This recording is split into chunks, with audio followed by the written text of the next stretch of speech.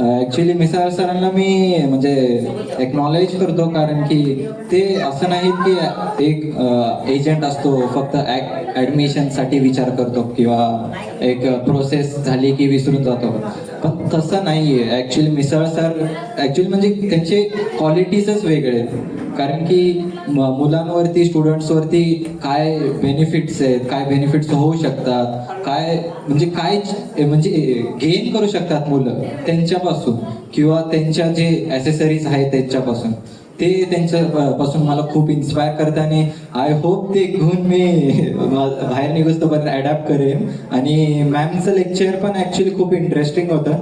First time ऐकलं मी त्यांचं lecture. Last time actually मी miss केले, लेट आलं होतं त्यामुळे. त्यांचे काही असे एम्स आहेत की गोल्स पूर्ण करण्याबद्दल. गोल्स पूर्ण करण्यासाठी ॲक्च्युली एक प्रोसेस असते, आणि त्या प्रोसेसला एन्जॉय करत ते गोल्स अचीव केले तर जास्त मजा येते आणि जास्त म्हणजे आपल्यासाठी आठवणी राहतात. तेच त्यांच्याकडून शिकायला भेटलं, आणि ते जर्नीचे मी ऑफकोर्स फॉलो करणारच आहे मी, आणि ऑन द वे आहे.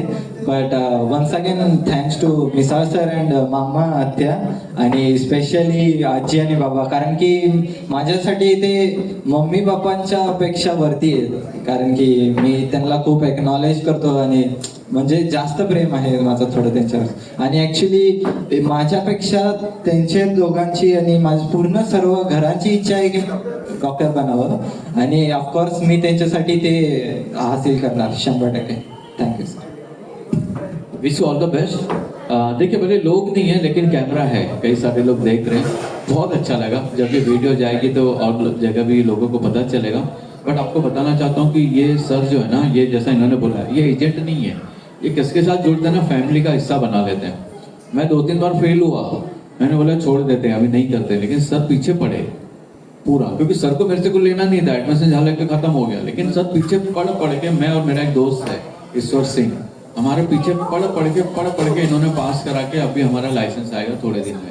तो ये सर की देन है। और आज एडमिशन लेके सर 6-7 साल हो गए, तो सर का जो हमारा रिश्ता था तो वो जो है अभी भी कंटिन्यू आगे भी रहेगा, है ना। तो बहुत बहुत धन्यवाद, थैंक यू वेरी मच। और निश्चित रूप से आप बहुत अच्छे इंसान बनोगे।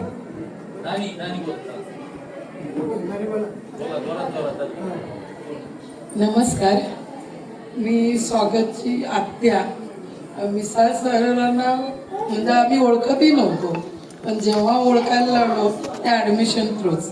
पण जेव्हा प्रथम आमची त्यांच्याशी बोलणं झालं, फोनशी संपर्क झाला, पण त्यांनी असं दाखवलं नाही की कोणीतरी अनोळखी व्यक्ती आहे, आपण यांच्याशी कसं बोलावं, असं काही नाही.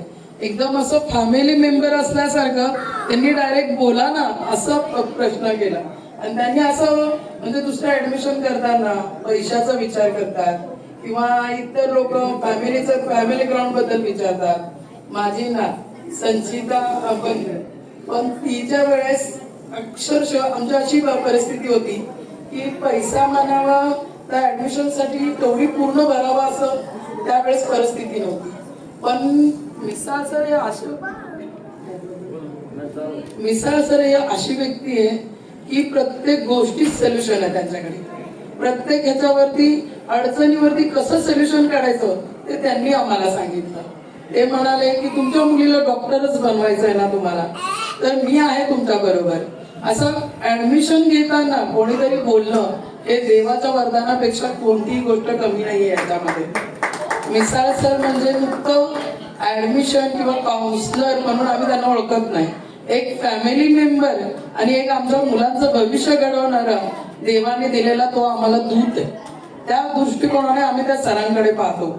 आणि दुसरी गोष्ट ही की आमची मुलं ही त्यांची मुलं असल्यासारखंच त्यांनी आम्हाला पूर्ण सपोर्ट केलेला आहे. आणि ऍडमिशन करताना एकदा त्यांना कॉल केला आम्ही की ऍडमिशन करायचं आहे म्हणून. त्यांनी पूर्ण पैसे फी भरताना त्यांना आम्हाला कसं प्रोसेस करायची आहे, काय करायचं आहे, सगळं त्यांनी आम्हाला सांगितलं. आणि ज्या वेळेस त्यांना आम्ही सांगितलं की बाबा एवढी रक्कम अवेलेबल नाही आहे आमच्याकडे, तर त्यांनी आम्हाला त्यावरही सोल्युशन सांगितलं. आणि घरी येऊन स्वतः एवढा मोठा माणूस की बाबा त्याच्याकडे वेळ नसून सुद्धा तो गरिबांसाठी, या शेतकऱ्याच्या मुलांसाठी वेळात वेळ काढून रात्री अक्षरशः 12 ते 1च्या दरम्यान आमच्या घरी आले. त्यांनी समजवलं, संचिता असो किंवा स्वागत असो, दोघांनाही हा 2:30 वाजल्या होत्या, अक्षरशः 2:30 पावणे 3 3:30 झाल्या होत्या रात्रीच्या. मग असा काउन्सिलर भेटणं म्हणजे देवाच्या वरदानापेक्षा कमी नाहीये आमच्यासाठी. आणि नंतर ऍडमिशन होऊनही आमच्या मुलांसाठी त्यांनी जे केलंय ते मला वाटत नाही की देवाच्या आशीर्वादाशिवाय आणि आई वडिलांच्या पुण्याईशिवाय हे कधीही पॉसिबल आहे. आम्ही तर नुसतं निमित्त होतो पण त्यांनी ते सगळं प्रत्यक्षात केलं. त्यामुळे मिसाळ सरांचं जेवढं कौतुक करू तेवढं आमच्यासाठी कमीच आहे. धन्यवाद. Thank you sir. भाई, ओ ब्रो.